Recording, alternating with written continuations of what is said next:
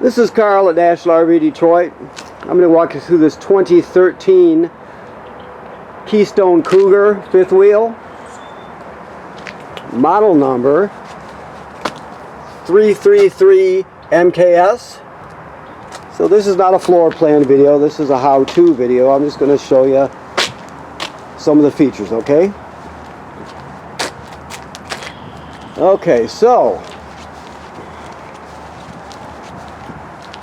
you do have a power awning, okay? Your water heater is here.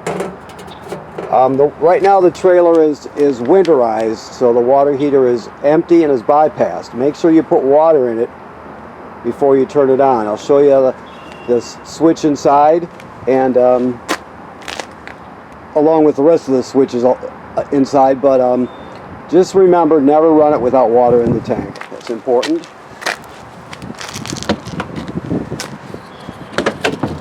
Okay.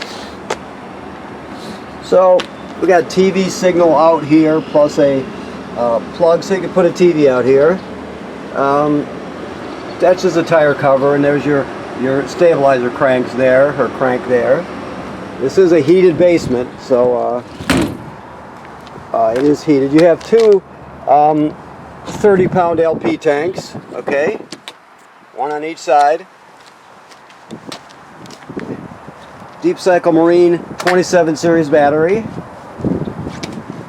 Okay, there's your landing gear and your docking lights. Okay, that's the other tank behind there. So if we come over to the other side of the basement, this is you got a 50 amp system here, so there's a reducer to reduce your 50 amp cord down to a 30, another one to reduce the 30 to a 20. You got your dump hose there, gray tank, black tank valves. You have your sprayer here, of course, or hose. You got a black tank flush at the top, so you can flush your black tank by hooking a hose on there. You have your city water connection right below there, so you can that's the most common way to get water to the trailer, of course. Okay, I'm just looking as we go here. That's the kill switch for the battery right there. Okay. Furnace vent right there. These are your that's where you hook your dump hose up to right there. This is just the service panel for your refrigerator, so you don't really have to go in there. Just remember, this condensation hose should always be hanging out like it is. Okay. That's a vent for the range hood, the fan in the range hood. So if you're venting it outside, open that up. Okay. Campground cable hookup.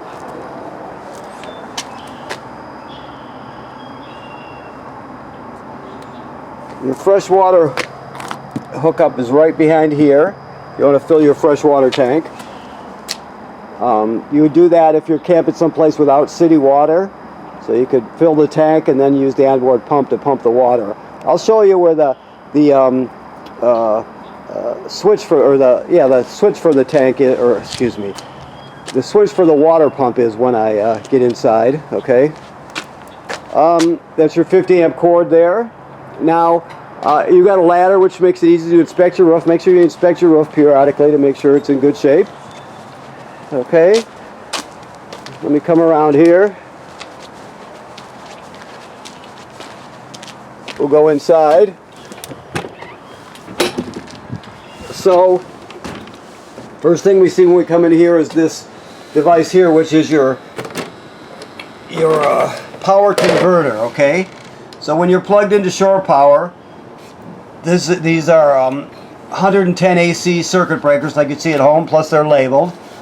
Then it takes the AC power, converts it to 12 volt DC here. So you got 12 volt fuses, and they're all labeled.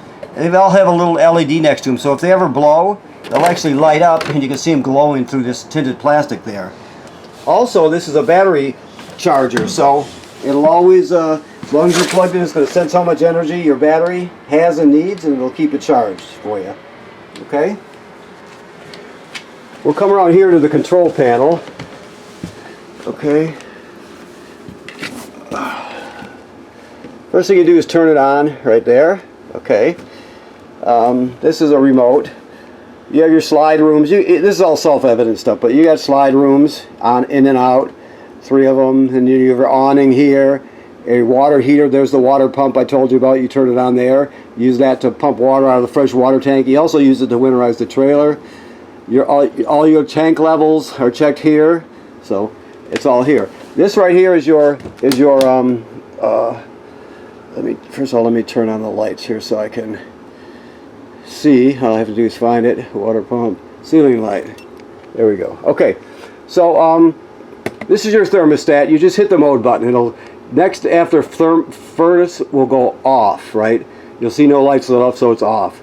Then you hit it again. It goes from fan, cool, back to furnace. Fan is just the air conditioner running without the compressor. Right? Cool is full air conditioning, and then furnace, of course. This is a remote for your fantastic fan up here. You can't really reach it that well, so it has a remote for it. Okay, and that's basically it with the control panel. As we come down here, we still have some cleaning supplies in here. You have a fireplace with a remote, which is right here. All right. You have another remote for your sound system, and then another one for your TV. So you have that. This also slides back if you choose to. Okay. Your microwave works like any other microwave. This is the range hood. I showed you the baffle outside. If you're venting, you want to open that up. You have a light on here. I don't know if he's got the... Yeah, I'm sure he does have the gas on. Let me see. Oh yeah, there you go. So you have 3 knobs for the 3 burners. You have the sparker, which is right here. You turn this clockwise, and then you have the oven knob. Okay. To light the oven, I'll just talk you through it here. You need a long-necked lighter, a grill lighter, and there's a pilot light all the way at the back there. You can't see it very well, I know, but the idea is you'll take the oven knob, you go to pilot, you'll depress it, then you'll light it with your long-necked grill lighter. Once the pilot light lights, you still hold it for another 10 or 15 seconds to heat up the thermocouple, then you go to operating temperature. When you shut it off, the pilot light goes out, so you have to relight the pilot light each time you use the oven. Okay? Alrighty. The refrigerator is gas absorption. That means it'll run on 110 AC or 12 volt DC. Okay? Right now it's running on gas because they're testing it on both. The most common way to run it is auto. Auto means electric, basically. So that's where you're going to run it most of the time. That means it always seeks out electricity. If it can't find it, it'll light on gas. If you're using it, and let's say you're gone for the day, and it's a hot day, and soon after you leave, the power goes out at the campground, let's say, it'll sense that and automatically light on gas for you. The only other thing to know is that this wire in this little clip here is called a thermistor. Like that sticker tells us, the higher it goes, the cooler it is. So you want that up as high as you can get it. I mean, that's almost all the time. If you're, if it's getting cool out and starts to frost up or something, you could back it off. But generally speaking, you're going to have it up all the way. That's just an LP gas detector there. It should always be green. If it's not, get it serviced. Okay. Let's see what else we have here.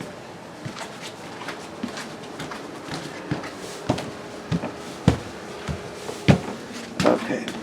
Sink in the shower work like any other sink and shower.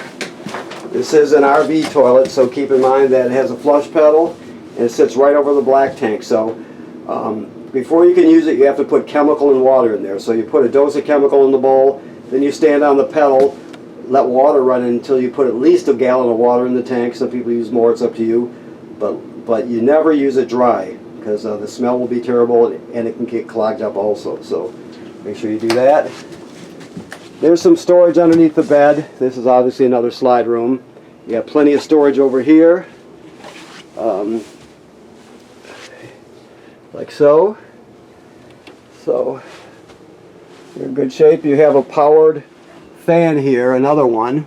which is great to really pull the heat out. This one is, I think, a 3-speed fan, I believe. So, okay. I think that about covers it. So let me just walk back and look as I go here. Emergency window here.